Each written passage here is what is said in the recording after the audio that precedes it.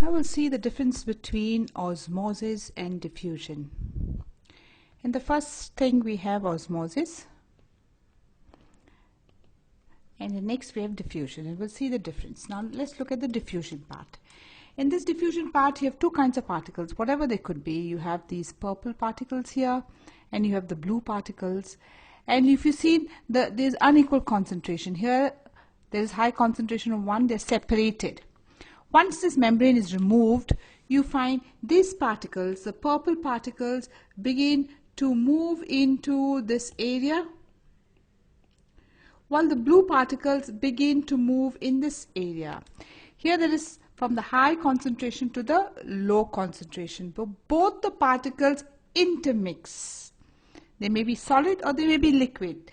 Both the particles keep moving, and there is no membrane needed later. But look at osmosis. In this area, we have these solute. See, this is the solute molecules like sugar. And then we have the water molecules. Here we have the water molecules. So in this area, there is more water molecules and there is less solute molecules. And as a result, and in the other area, have you seen in this area, it is high concentration, so there is more of solute. And what is moving here? Not the solute. It is only the water molecules that are moving. Have we noticed here there were 3 molecules. Here the number of solute molecules has remained the same. 1, 2, 3. Here also we had 1, 2, 3. And in this case also, the solute molecules here 1, 2, 3, 4, 5, 6, 7, 8, 9. 1, 2, 3, 4, 5, 6, 7, 8, 9. What has moved is only the water molecules have moved across this. So osmosis is a kind of diffusion, but it is a movement of the solvent. Movement of the solvent, and in this case it is water. And if you notice, it requires a membrane. Requires a semi-permeable membrane. Here we have partially membrane. This membrane requires this membrane.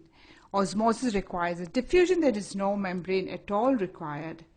And in diffusion, any two particles begin to move. Any two particles move from high concentration to low concentration. Here only water moves. This is the major difference between osmosis and diffusion. What is endocytosis?